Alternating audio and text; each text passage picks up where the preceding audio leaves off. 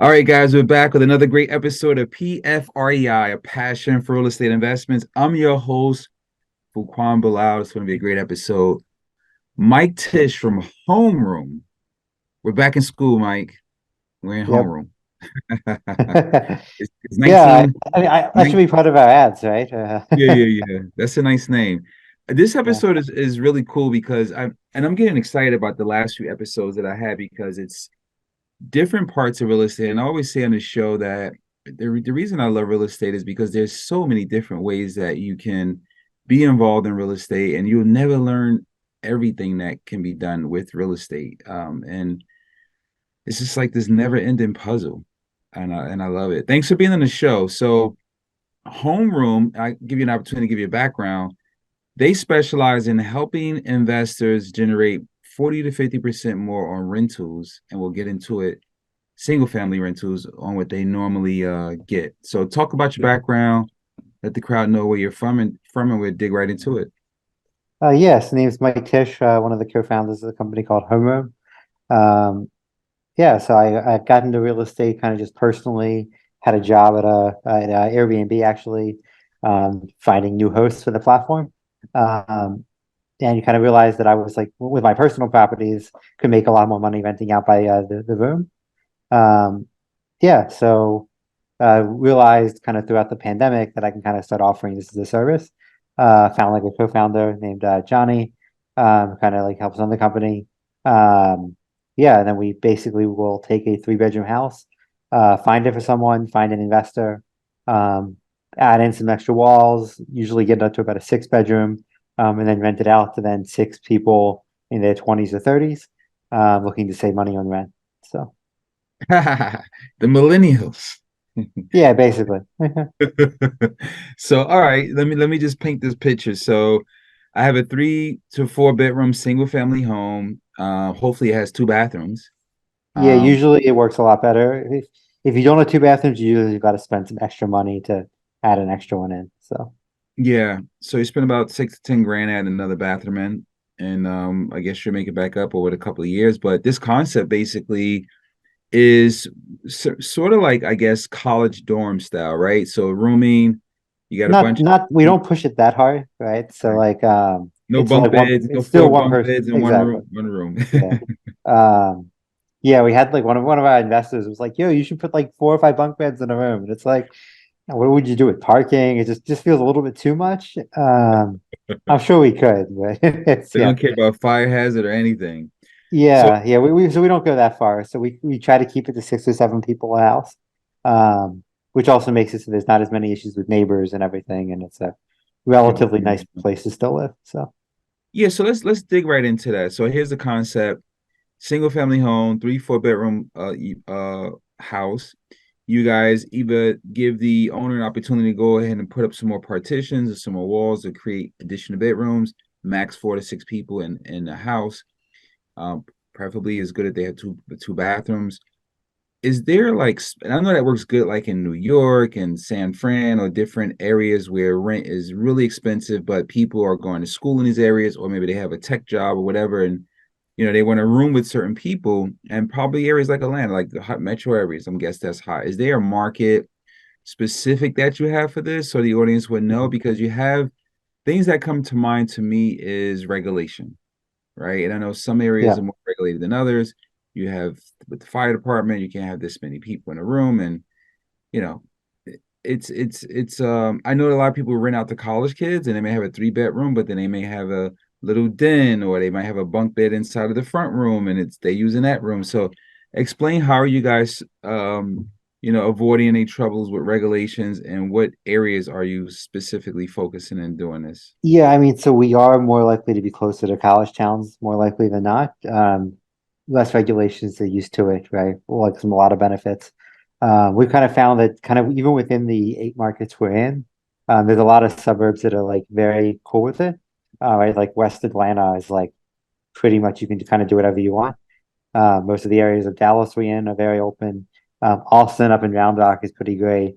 Even in Kansas City, like a lot of great areas that are like we've had like very few issues. I mean, it's not zero. We've had 3 or 4% houses get shut down for one reason or another, but We've been in business 4 years. The risk is relatively low. Um, but it's not a risk-free model, right? So like you get a higher cash return, but there's some risk that comes with that, right? Got Um, it. So you're helping people find the houses, mhm, right? Get them under contract, they buy them, and then you're also helping them source the residents that's going to live there. yeah. Yes, Nice. exactly. So So, we're like a full service offering. So we'll find the house, find the tenants, help them manage it, do the repairs, do any of the. We also act as like basically the general contractor. So we do any of the construction, help manage that process. interesting. So I buy a house, you help me find it. You also help fill it up with residents, and you control. So you're basically playing a property manager role at that point. Yeah, so that's basically how we make money, right? So we just charge a property management fee and yeah, just go from there. So Interesting. yeah, the upfront stuff is just like the way we onboard properties to the platform. Just because we found that there's like out of the box, most homes don't work. You kind of need to be in the 6 to 7 bedroom range, but yeah. And what markets are you in, Mitch? Yeah, so we're in 10 markets now. Still growing fairly quickly. Kansas City, Austin, Dallas, Tampa, Charlotte, Phoenix and Pittsburgh are both very new. We're still trying to figure those out. Um, Houston is kind of a weaker market. San Antonio is going really well. So kind of mostly in the Midwest, Texas. We kind of have a rule where if someone wants to buy 3 or 4 properties in X market, then we can like spin it up fairly quickly. So Hmm. Interesting. Yeah, I mean, this is I saw a few years ago. I read something. There was another service like if you own a multifamily building, they can like do Airbnb with certain units in the building. But this mhm, is something a little different. I got a little different spin on it where there's yeah. multiple people in one house, and I guess you have to have your avatar would be people between I don't know 21 and 30. Is Yeah, that pretty much. Average age is about 28 or so. But yeah, it's all over the board. We don't usually go lower than like 21, but we have some college kids at like the 18 to 21 range. I think one of the benefits is that like 99% of our tenants don't know each other, right? So there's like less likely to have giant events or parties. And we found that there is like very limited turn damage, right, on houses, right? So like you rent a house to college kids, that might be a very tough turnover year. We've had, um, there's obviously a slightly more ongoing maintenance, but in terms of like annual repairs is pretty comparable, Hmm. if not lower. So Yeah, I mean, what are some of the challenges you're having, if any, in the market, the way the market is with interest rates and everything else? Has that slowed business down for you? How are you yeah, navigating? I mean, I would be lying if I said it hasn't, right? Like less people are buying houses right now, so it's obviously gotten a lot harder. Um, yeah, I mean, part of it for us is like we just try to break even as a company, and like once we get out of this, I guess let's call it gully in the market, taking one from that real estate movie. And I think once we get out of it, I think we'll be moving forward pretty well. Um, yeah, I think that's kind of where we're at right now. I think it's like I don't know. I mean, my gut feeling is that like either like interest rates should be coming down in the next like year or two, right? Like if you look at the projections for where they're headed and where the Fed is projecting, like they can't stay this high for like literally forever. I think they're projecting in like a year and a half they're going to be like at least a percentage point lower, but I mean that's not way lower, right? So, um, but yeah, I think if like they just come down slightly, we were doing pretty well but a year ago. So I think it's just like 8%. The numbers just become very difficult to work with. Um, I think we're not being hurt as much as like some of the single family home buyers, just because like you are getting at least some cash flow. We're still seeing cash on cash rates even with the highest interest rates, like at the 2 to 5% range, which is obviously it's not insane, right? But like it's pretty like way higher than if you underwrite a single family home deal right now. So. Hmm, uh, interesting. So the stuff that you're buying is I guess off MLS, or are you guys doing direct to seller to try to get a discount? Yeah, when we do a combination, I would say like 80% of our deals are kind of off the MLS directly. But sometimes if we find something that can make sense, yeah, we're willing to kind of go off market as well. I would say we kind of need to have ample parking and need to have at least like 2,000 square feet in the home to add the extra bedrooms and still make it like a pretty good place to live. So I would say like, yeah, 90% of homes don't work, which is why off market can get tough. Um, but sometimes you can get cheaper prices, so it comes out as a net positive. Hmm. So, I mean, what if I already have a property? How do you help someone like that, someone who already has a property and heard this podcast and go, "Hey, sounds like a Yeah. great idea. Let me see if I can, set this up in my property." How does that Yeah, work? for sure. Yeah, I mean, we also act as a platform in that regards, right? So, yeah, like basically, we give you a list of everything that maybe would need to be converted. If you guys need our help with any of it, we can provide those services as well. But basically, it's a list of 50 things we kind of have, right? Of like, okay, these areas are furnished, these areas aren't. This is what we expect for parking. This is what we expect for everything else. Yeah, then you can just list it on our platform, and then yeah, we can act as basically the property manager then. Got it. Yeah, I mean, so are you guys, how do you find the resources to make repairs? I mean, it's when the Mhm. properties are probably scattered all over the place, even though they're in Yeah. the same state.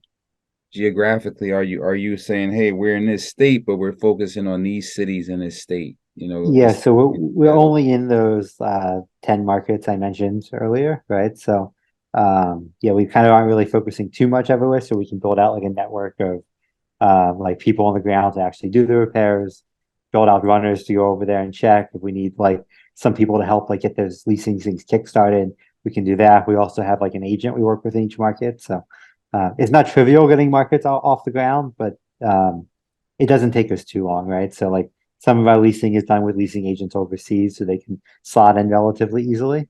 But we still need some people on the ground to handle things that come up. But not as much as you would think, and not as much before like COVID, I feel like there's like now self tours are pretty normal, right? So there's a lot of like benefits you can do and do like at least 80% of it remotely. Yeah, I was going to ask about that. What are some of the challenges you're having? I mean, no business is like perfect. What are some of the challenges that you guys are having, and you're saying, okay, we need to make a pivot to do this to improve our business over time because this has been maybe a complaint from prior residents or issues that we've ran into that we can make our model better to make it, a better product. Yeah. I mean, we've learned a whole lot of stuff over the last 3 years or so. Um, like we have this whole system now to try to get like splitting of the utilities for the tenants. Um, yeah, that's been a bit of a pain in the neck, but I think we've eventually like got it working pretty well. Where basically like you once a tenant signs on, we look at all the bills that were accrued while they were living there, and then send them a bill each month for the amount of the utilities they used. Um, which is obviously like pretty hard to do on your own, right? Like I self-manage it and I'm not able like my one property that's like right near my house, and it's just like I don't really figure that out at all, right? Um, yeah, and then I think there's a lot of other things as well, right? So like um, we've had so many issues of people like what happens when tenants complain to each other? How do we handle various issues that come up? So we have like a pretty large customer support team that just deals with all of that. So That's awesome. How many residents do you have now? How many have you guys built up to? yeah, it's about 1,100 or so. Housed about 2,000 over the lifetime of the company. So average length of stay about 12 to 15 months, I would say. Wow, that's a huge operation, man. It's a lot of people. Yeah, it's Especially more than you in would the think, right? 21 to 28-year-old range. Yeah, it's like yeah, it's about 200 houses or so, right? So um yeah, it's obviously it's not like absurdly large, right? Like our goal is to get quite a bit bigger, but um it's a non-trivial size, that's for sure. So Yeah, I can see you guys getting up to 5,000. yeah, it's our one largest competitor is I think right around the 5 or 6 thousand mark. So I think if we can get to that point, we'd be like, like that'd be a good amount. So Yeah, that's when the property management fees are really worth it at that point. It's right yeah, now exactly. Yeah. aggravation, but once you get to scale, definitely it will be great. Yeah, guys, if you for those of you who's listening, if you want more information, you can reach out to Mike to see how that works for you if you're in one of those 10 markets that he mentioned and check out the platform to see how you can leverage that. And do you tie your landlords into long-term contracts? Is it month to month? Is it 1 year? And what are your Uh, property Most management? have 3 year like lease agreements with us, right? But like because like technically, although we say we operate as a property manager, we usually sign like master lease agreements and then pay back a percentage of that rent. So it comes out the same, but helps with some of the legal issues in some markets. It doesn't help everywhere, but it helps a little bit. But basically, like, yeah, we sign like membership agreements with all the tenants. Um, yeah, we're pretty flexible in terms of how long they are. Standard for us is like 3 years, but we have some 1 year ones, we have some month-to-month ones. Yeah, that's not usually a big deal breaker either way. So So that's your agreement with the homeowner. You said month to yeah, month, 1 year. Just ideally, you would like longer term, which makes sense. yeah. Yeah, agreements with the tenants, they vary, right? So it's a bit more expensive to do shorter term, right? So it's $100 more expensive, but to do a 3 month lease, but we go from 3 months to 18 months and above. But yeah, I would say like, yeah, about one third are about a year, one third are about 6 months, and then one third are just varying length of times in between those. So Got it. So single family house gets a master lease to you. I'm the owner. I'm just responsible just for paying the taxes. You're paying water, sewer. You're paying everything else above and beyond. yeah, Utilities, basically, yeah. maintenance on the exterior, landscape, and all of that, right? You're taking care of that, right? Yeah, all that, like any type of like repairs that have to be done, obviously has to come from the owners, but yeah, just like maintenance of like just like landscaping and whatnot that tenants pay for. So So repairs, I mean, you have your property management company, but it's billed back to the owners for like any leaky faucets, you know. exactly, yeah. For anything that's like value add, like if something is obviously calls for the tenants, we'll bill back to them. But if it's just like ongoing maintenance, that's yeah, usually the owners pay for that. So Yeah, that's awesome. Why are you passionate for real estate investing? I know you said you started off at Airbnb, but what really is your passion for real estate? yeah, I mean, I think I just like it as like just a fun way to kind of find a good deal and like add a lot of value to it, right? So I think one the major thing for me, I was doing this exercise of like why people buy real estate, like just a thought exercise for like something last week. I realized for me personally, it's like when I find something that, oh, well, the market's been on there for quite a while, people aren't valuing it that much, but I was like, oh, well, I run the numbers and this is like X% cap rate works really well. Yeah, that's like a really cool feeling for me, right? Um, so like my place in the Bay Area, like cap rates here, even when I was buying, were like in the 4 to 5% range. Found out one that actually had like a ADU that wasn't listed in the photos because the owner was this like eclectic guy that was kind of weird and was afraid of the city for really no good reason. Um, and it was like, yeah, wow, it's actually like a 7% gross rent with like a like almost 6% cap rate, which is like kind of crazy for the Bay Area. So I mean it's still only like breaks even month on month, but I mean for here that's actually pretty good. So Awesome. Yeah, make sure you guys check out the website, learn more information about the platform and how you can connect with Mike and see what areas you may be in that he's in to help you increase those rents. You want to give a website or something where everybody can check it out? yeah, sure. You can either just find me, just Google me on LinkedIn or just go to yeah, livehomeroom.com/invest and there should be tons of information there as well. So Awesome. Thanks for coming on the show, man. I really appreciate it. sounds great. Thanks, man. Yep, Uh, yep. You guys cool. tune in for your next episode, PFREI, Passion for Real Estate Investments. I'm your host, Kwan Bilal.